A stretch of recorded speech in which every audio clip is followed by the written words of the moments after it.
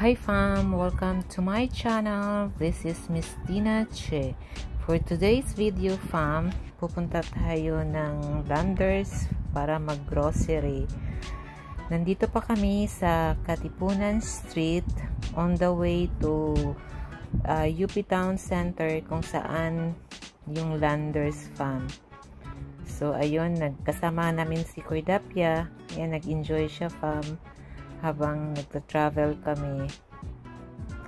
So, kasama namin siya and hopefully makapasok siya sa Landers. Pero last time when we visited Landers Farm, hindi siya nakakapasok mismo sa supermarket. So, nandun lang kami naghintay sa dining ng Landers. So, ngayon fam, medyo traffic dito sa may Katipunan, malapit sa Mariam College School at saka sa Ateneo University. Ayan fam, yan yung dyan, yung Mariam College. Ayan, madadaanan natin yan. Ateneo. Then, kasunod niyan is UP Town Center na fam, kung saan yung Landers na pupuntahan namin fam. So, medyo maganda ang araw, hindi maulan. Ayan, 10 o'clock in the morning ito fam. So, ayan, tuloy-tuloy lang yung biyahe namin.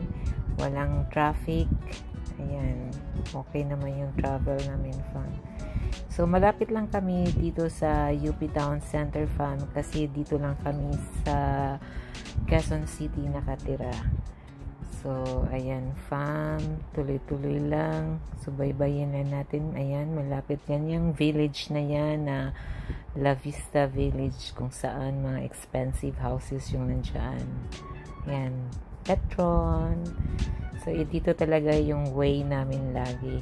Weekends, dito kami nag-grocery or doon sa Robinson's Magnolia or sa High Top doon sa may Aurora Boulevard fam.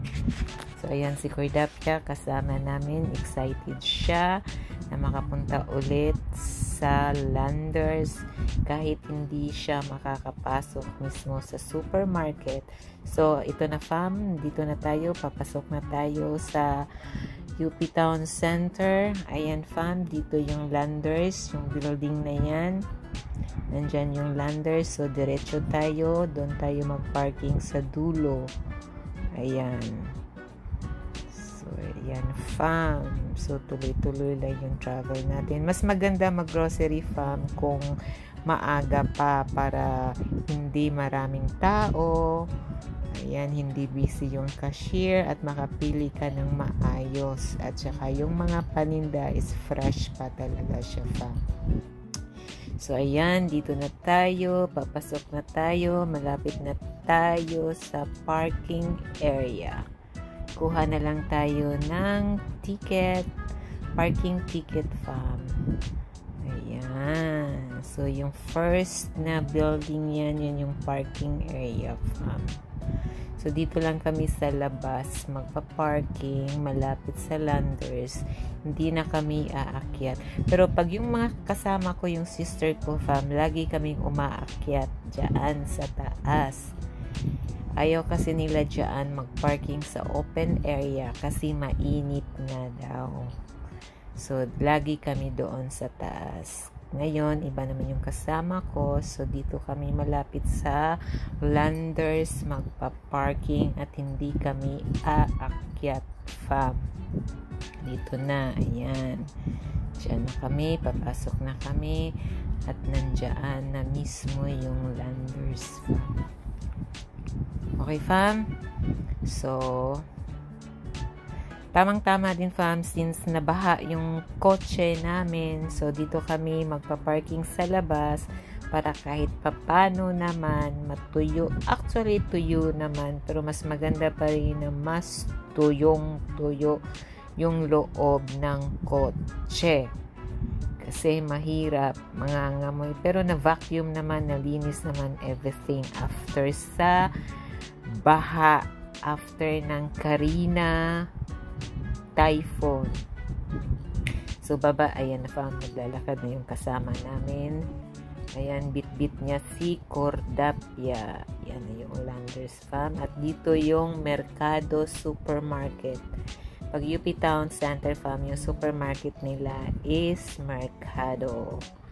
Or, anong tawag noon? Gaisano ba yun? I don't know. I'm not sure. So, papasok na tayo sa Landers Fam. Yan, papasok na tayo.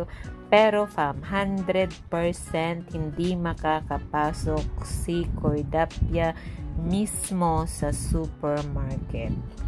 Kasi bawal yung dog. Ayan, fam, wala pa masyadong tao. Hindi pa busy.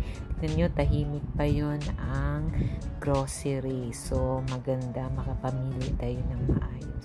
So, kami fam, mag-iikot kami since hindi makapasok si Cordapia sa supermarket.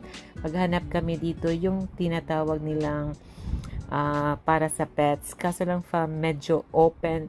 Actually, hindi medyo. Open talaga siya. So, hindi, at saka walang nagbabantay. So, kung iwanan mo si Cordapia doon mismo sa playground ng mga pets, kailangan din may bantay sa kanya. Ayan siya, fam. Paamoy-amoy siya. Ayan si Cordapia. Tuwang-tuwa talaga siya, fam. Ayan, oh. Ayan. Malapit na siyang maghubad. Ayan. Tignan mo. Sa sobrang tuwa niya, sa sobrang saya niya, lapit na siyang maghubad. So, hanapin namin, pero 100% fams. Hindi siya makakapasok. Ayan, hanapin namin yung playground ng mga dogs kung saan pwedeng iwanan si Cordapia. Pero, fam, hindi talaga namin siya naiwan kasi hindi walang nagbabantay sa kanya, walang in charge. So, kung gusto mong pumasok doon, kailangan mong bantayan. Hindi lang pwedeng iwanan yung dog mo kasi walang in charge doon kung sinong magbabantay sa pet. A few moments later. So, ngayon, fam, andito na ako sa loob ng Landers. Pero, fam, ako lang mag-isa. Since si Cordapia, hindi pwedeng iwanan mag-isa. So, kasama niya yung pudran niya. Nandoon sila sa dining, naghintay sa akin. Samantalang ako, nandito na sa loob ng supermarket at namimili na kung ano yung mga pwede kong bilhin. So, first thing na binili ko is toothpaste, of course. So, ayan, ikot tayo, hanap tayo ng mga pinaka-importanting bagay, fam, surf. Pero hindi yun ang gamit namin, fam. Pero ang dami nilang surf. Actually, fam, yung mga brand na ginagamit namin na dishwashing soap, wala dito. So, I'll try that Active. Ayan. Ayan, Joy. Hindi namin ginagamit yan si Joy. So, iba yung brand na ginagamit namin. Ayan, fam, hanap tayo ng ibang brand at masubukan natin kung alin ang maganda. So, ang Landers, fam, meron silang sale. Yung sale nila, hindi lahat. H&B, meaning health and beauty yung sale nila, like shampoo, lotion, toothpaste, and everything. Yan ang sale nila. Pili lang. So, dito naman tayo sa mga panlaba station.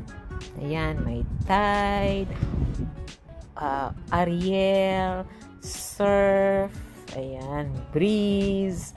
So, ang kukunin ko dyan, fam, ay Fernel, Fabcon, yan, kulay pink. Ayan siya, fam. At saka, meron pa, silip-silip tayo. Yan, maganda din yan, comfort. Pero, ito talaga ginagamit namin, fam, is Fernel. Either blue, pink, or purple. But, most of the time, pink ang ginagamit namin kasi maganda. At, Breeze powder, fam, and Ariel ang kukunin ko. Actually, kinuha ko na, fam. So, ayan. Yan, Downy. Hindi ako kumuha ng Downy. So, dito shampoo. Yan, mga Dove. No, that's not my brand. So, ang brand ko is nandoon sa dulo. So, Pantene, yes. Before, yan ang gamit ko, Pantene. But now, I changed my brand. Shampoo, actually, Palmolive ang shampoo ko, but not green. Purple yung shampoo ko, which is wala naman dyan. Ayan.